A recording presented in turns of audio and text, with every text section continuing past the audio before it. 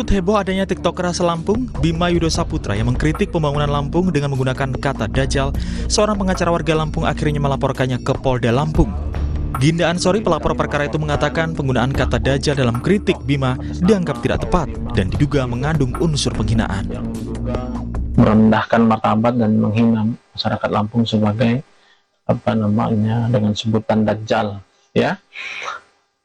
Kita sudah laporkan dan mudah-mudahan Polda Lampung dalam waktu dekat ini bisa melakukan penyelidikan terhadap persoalan ini, karena memang yang bersangkutan ini sepertinya banyak membuat konten-konten yang kemudian menyerang kehormatan baik maupun seseorang maupun pemerintah, gitu ya.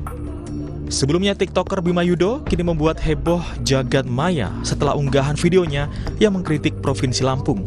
Dalam akun TikTok Aubima Kribons, Bima membuat konten presentasi soal faktor-faktor yang membuat Lampung dinilai tidak maju.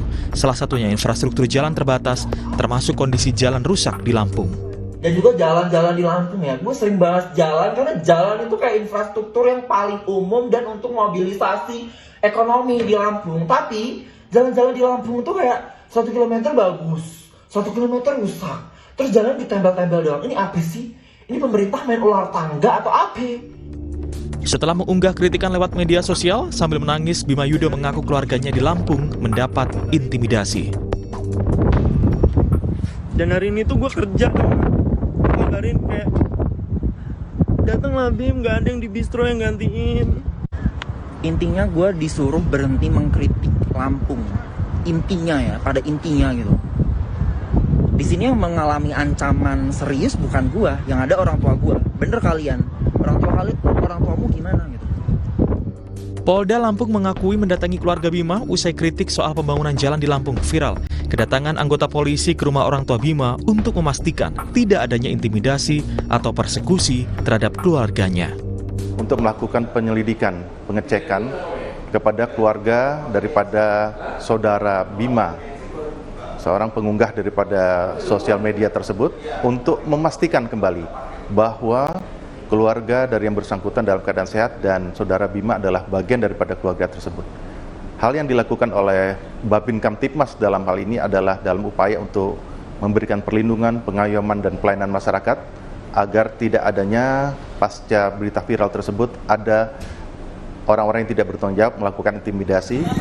Mending zaman dulu baru bisa mancing, sekarang udah bisa bikin waterboard. Nah, bisa berenang kita. Nah, setelah unggahan Bima viral di media sosial itu, warganet rame-rame mempublikasikan kondisi jalan-jalan di Lampung yang dalam kondisi rusak parah.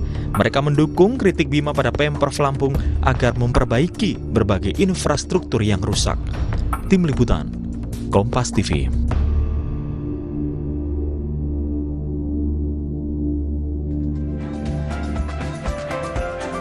Saudara, laporan terhadap TikToker Bima Yudo atas unggahan kritiknya yang diduga mengandung unsur penghinaan kini sudah masuk ke Polda Lampung. Laporan terhadap kritik ini menuai kontroversi kemudian. Sebagian masyarakat menilai upaya memperkarakan hal ini dinilai sebagai upaya untuk membungkam kritik.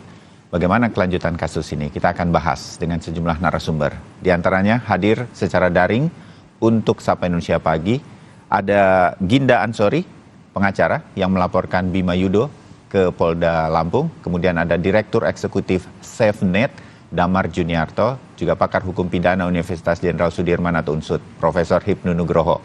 Prof. Hipnu, Mas Damar, Bung Ginda, selamat pagi, salam sehat. Selamat pagi, Mas. Ya, terima kasih untuk ya, Bung Ginda, boleh tahu Anda melaporkan Bima ini atas nama pribadi atau kelompok atau siapa? Saya melaporkan Bima ini atas nama pribadi selaku sebagai masyarakat atau putra asli daerah Lampung, Mas Bayu. Iya. Bukan karena diminta oleh Pemprov Lampung atau siapapun, kalau boleh tahu. Oh ya? Ya, tidak ada kaitannya dengan siapapun, termasuk pemerintah Provinsi Lampung. Gitu. Kenapa Anda secara pribadi melaporkan Bima dalam kaitan kritiknya, yang semua orang menganggap ini adalah kritik membangun saja sebenarnya, Bung Ginda?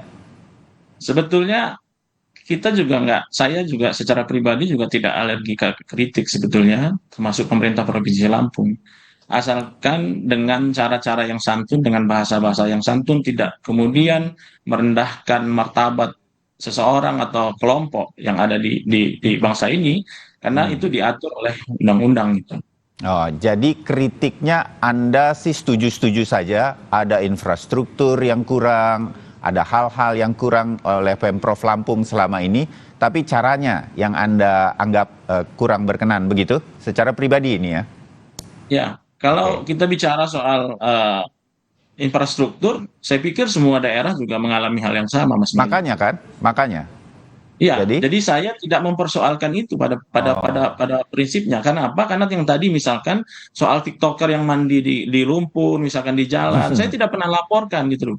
Ya. Kenapa? Karena masih dalam batas kewajaran. Tapi ketika yang bersangkutan menyebut gue berasal dari provinsi yang satu ini Dajjal, saya merasa ada hal yang kemudian direndahkan dalam kesempatan ini gitu. Jadi kata-kata provinsi Dajjal, itulah yang menyinggung Anda sebagai sesama orang Lampung, begitu ya? Betul, betul. Dan inilah yang kemudian membuat Anda kemudian melaporkannya. Yang lain-lainnya Anda nggak jadi soal, cuma kata-kata itu saja. Oh iya, yang lain nggak jadi soal. Kenapa? Karena saya juga bagian dari yang pernah mengkritik pemerintah gitu loh. Ya. Ya kan? Oke. Bukan hanya soal kemudian jalan-jalan, semua infrastruktur, terus kemudian penegakan hukum dan lain sebagainya, saya kritisi, Mas Bayu. Ada yang alergi terhadap itu, tapi saya tidak tekannya cuma itu aja. Gitu. Yeah. Soal dia menyebut gua berasal dari provinsi yang satu ini Dajjal, itu yang kemudian sambil dia menunjuk Lampung nggak maju-maju, itu yang kemudian membuat saya kemudian merasa tersinggung, dan kemudian kita sesama Lampung kok begitu gitu. Oke, baik. Mas Damar, kalau melihat kritik-kritik terutama dari generasi milenial seperti Bima dan lain-lain begitu, apa yang kemudian Anda lihat terutama dalam kasus ini, apalagi kemudian masuk ke Mas Ginda dengan laporannya terhadap Bima ke Polda Lampung, ada ketersinggungan terhadap kata provinsi Dajjal ini sebagai sesama warga Lampung. Mas Damar. Ya. Oke, Mas, baik. Ini topik yang menurut saya penting kita bicarakan ya. Karena kalau kita bicara soal kritik, memang kritik itu kita harus jelas dulu, kritik ini ditujukan pada siapa. Sehingga nanti respon yang tepat itu kan sebetulnya dari pihak yang dikritik. Kritik itu rasanya pahit ya. Kalau dia disampaikan kepada pemerintah, pengelola negara, saya rasa itu kritik yang pasti akan membuat kuping merah atau emosi gitu ya, karena dianggap kinerjanya tidak baik. Tapi kita perlu tahu, tanpa kritik, pemerintah tidak bisa berjalan dengan baik karena dia akan tidak tahu di mana dia kemungkinan keliru, melakukan hal yang tidak tepat dalam kacamata publik. Ingat bahwa para pengkritik pengelola negara, kekuasaan itu adalah masyarakat biasa yang bayar pajak. Jadi mereka yang punya mandat itu kan sebetulnya diberikan oleh rakyat. Jadi kalau sekarang ada kritik, ya itu bagian dari pengawasan masyarakat. Diatur dalam undang-undang kita tentang partisipasi masyarakat. Ya. Jadi apakah jangan lupakan kritik itu harus selalu sopan, tidak boleh pakai kata-kata yang bisa saja menimbulkan ketersinggungan, Mas Damar? Nah, itu kan bentuk penghalusan dari permintaan jangan mengkritik ya. Kalau kritik ya pasti akan sakit, nggak akan ada kritik yang kemudian terasa halus, yang namanya kalau kemudian memuji-muji itu namanya sedang menjilat. Nah kalau kritik itu memang seperti itu, kata-kata yang digunakan akan terasa sangat menghina, kata-kata yang digunakan mungkin akan jadi membuat orang terbangun, karena fungsi kritik adalah membangunkan yang sedang dikritik. Nah sekarang pokok persoalannya kan saya rasa kita harus sepakati dulu apakah yang disampaikan Bima ini kritik atau bukan. Esensi apa yang dia sampaikan di TikTok, apakah itu murni hanya penghinaan dan perbuatan yang kemudian memojokkan pemerintahan Lampung. Kalau saya melihat videonya dan saya mencoba memahami anak muda seperti ini, saya justru salut ya bahwa ada anak muda seperti Bima, dimanapun dia berada dan asalnya dari mana, tapi punya kemampuan untuk menyampaikan apa yang menjadi kegelisahan dia. Kegelisahan dia cuma satu, ingin Indonesia maju. Ini anak muda udah sampai di Australia, sudah belajar jauh-jauh, sudah punya pandangan cukup luas bagaimana seharusnya sebuah negara dikelola. Kalau kemudian ada masukan, dan masukan itu dia sebut dengan kritik, dan itu terasa pahit, saya rasa butuh kebesaran hati dari yang dikritik untuk menerima. Nah, sekarang kan pokok persoalannya, yang dikritik tidak marah ya, kurang lebih gitu ya. Ya. Yang marah ini justru Kalau dari video Bima, yang dikritik adalah, koreksi saya Mas Damar, pemerintah Provinsi Lampung berarti ya? Baik, betul. Kalau begitu kan yang dikritik adalah pemerintah Provinsi Lampung. Artinya respon yang diharapkan oleh Bima sebagai pengkritik adalah apa yang akan dilakukan pemerintah Provinsi Lampung untuk merespon apa yang disampaikan. Kalau yang disampaikan oleh Bima itu tidak tepat, katakanlah ya, tidak betul 1 kilo bagus, 1 kilo jelek gitu ya, seperti yang ditulis oleh Ansori, ya disampaikan saja bahwa tidak betul kalau jalanannya itu rusaknya seperti itu. Kalau tidak betul, misalnya ada dana ratusan miliar tidak dikelola dengan baik, ya disampaikan aja. Transparansi toh sekarang kita perlu sampaikan ke masyarakat yang bayar pajak, mereka perlu tahu digunakan dana itu untuk apa. Nah, sekarang pokok persoalannya kan bukan itu. Pokok persoalannya kan ada pihak, ya dalam hal ini Bung Ansori ini, dia ingin melaporkan Bima gitu dengan alasan apapun gitu ya. Tetapi kalau saya melihat Bung Ansori ini melupakan bahwa kritik ini bukan untuk Anda. Kritik ini bukan untuk Lampung. Ini kritik ini pada pemerintah Provinsi Lampung. Jadi kalau Anda mau melaporkan menggunakan hukum, silakan. Hukum kita menyediakan kok. Secara hukum positif kita menyediakan semua perangkat-perangkat itu untuk melaporkan. Tetapi ingat bahwa Indonesia sedang menghadapi situasi yang sangat sulit, di mana pemerintahan yang berjalan tanpa kritik itu kemudian menjadi otoriter. Sikap seperti ini itu tidak mendukung bentuk demokrasi yang kita inginkan. Sikap seperti ini justru akan menyerumuskan pemerintahan kita berjalan tanpa kontrol. Jadi diukur, kalau memang ingin memperbaiki sikap Bima, beritahu dengan cara yang baik juga. Tidak perlu langsung menyeret orang ke penjara hanya cuma gara-gara ini. Ini anak muda nggak tahu banyak hal kan. Nggak mungkin dia mengukur ke Lampung berapa kilometer yang rusak dan berapa kilometer yang tidak. Itu kan tugasnya Dishub lah, atau Dinas Pembangunan di Lampung, bukan tugas dia. Justru kita sekarang harus mencoba mencerna maksudnya Bima itu apa yang kemudian bisa diperbaiki, dan buktikan ke masyarakat inilah proses yang sedang berjalan yang dilakukan oleh pemerintahan Lampung. Itu cara yang apik kalau mau menanggapi. Sebelum ke Prof. Ibnu, Bung Ginda, Anda ingin menanggapi? Anda kurang tepat menyampaikan ini, harusnya Pemprov Lampung. Sebetulnya siapapun boleh kemudian menyampaikan kritik dan sarannya. Saya sepakat Mas Damar gitu ya. Tapi dengan dilakukan dengan cara-cara yang bahasa yang santun gitu.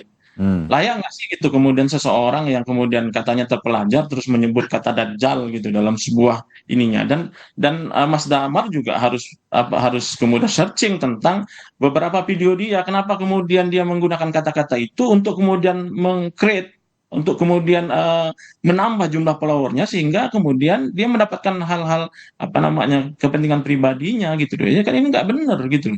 Nah ini yang kemudian perlu kita luruskan, dan kemudian saya juga memahami apa yang kemudian disampaikan Mas Damar terhadap persoalan itu. Tapi yang jelas adalah apa yang saya lakukan hari ini, begitu kemudian laporan saya kemudian diterima oleh kepolisian, artinya ini juga sudah masuk dalam rumusan perbuatan. Kan kita jelas Pak, kan diatur semua perilaku kita. Hukum itu kan mengatur perilaku.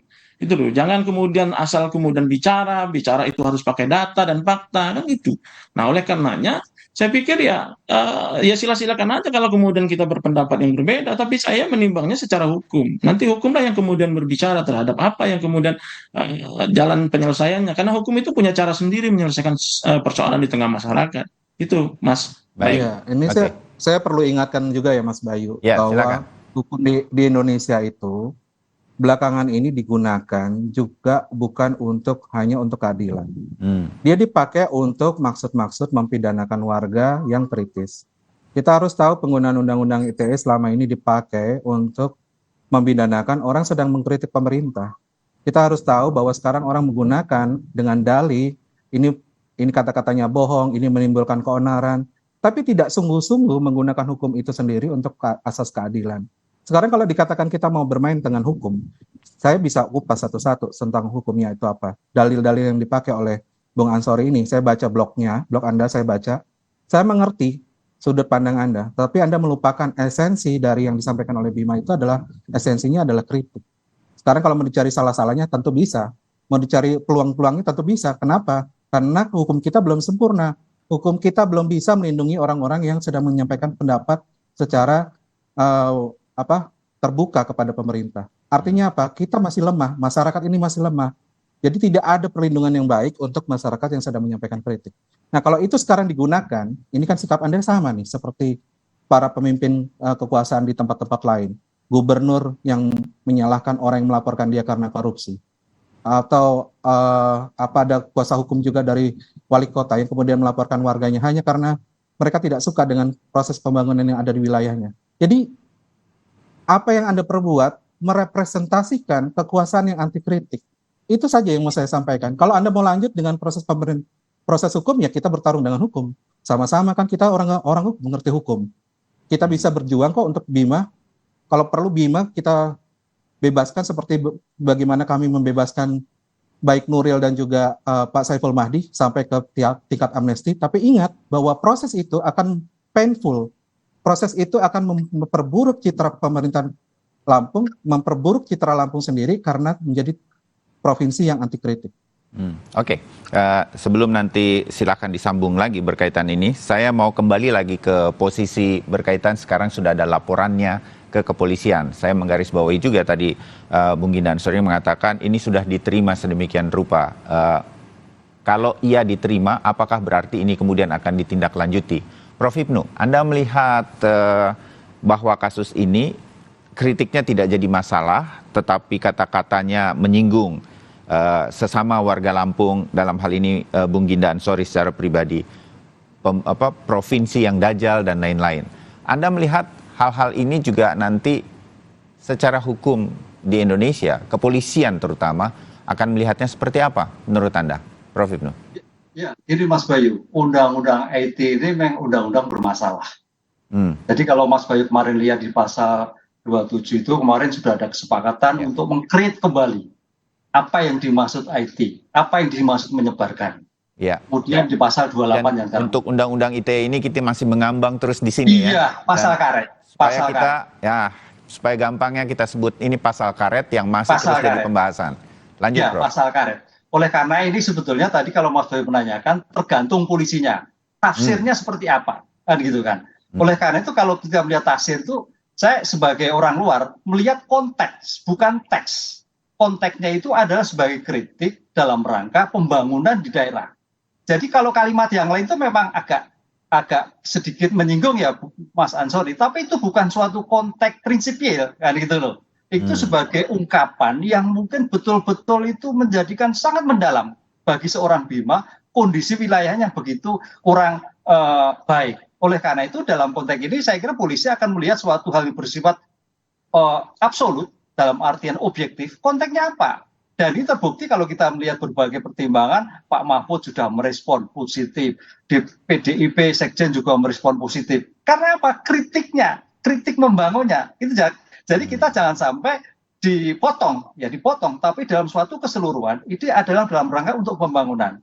Oleh karena itu kita sangat berharap pada Polri untuk melihat suatu objek yang betul-betul presisi, melihat kemajuan bangsa itu tanpa kritik tidak mungkin. Dan hasil dari kritik kemarin, akhirnya kan kemudian kan pemerintah memberikan klarifikasi.